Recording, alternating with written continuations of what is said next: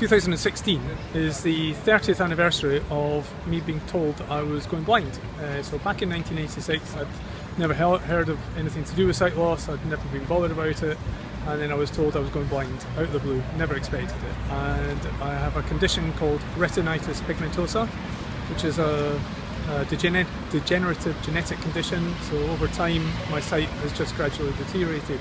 So that was 30 years ago, and of course, the diagnosis was completely correct. I have gone blind. I now can see a little bit light and dark and some shapes, not much else.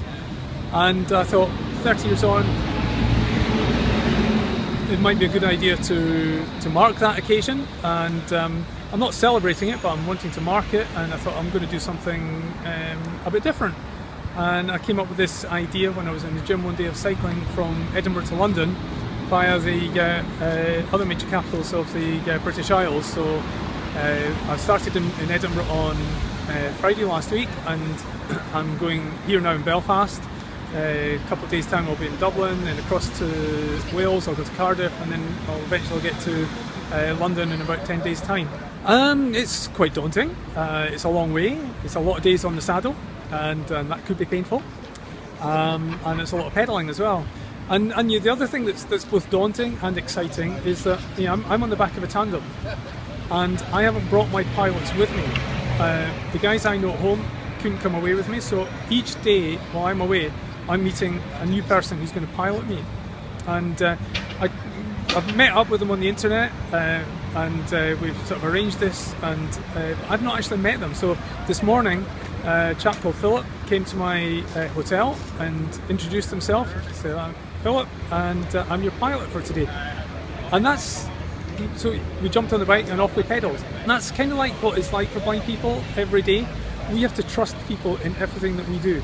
So if a blind person wants to cross the road, they've got to trust somebody to help them across, to tell them that the traffic's clear. Even if they're walking independently, they may well need to have somebody to actually get them through the traffic. So we trust people all the time. We just have to do it. Well, I take my hat off to him, or rather I take my helmet off to him, because I know that he started last Friday, the 29th of July, and on the Saturday he did 67 miles into a headwind. Today is one of the easier days, gets 30 miles or so down to Newcastle.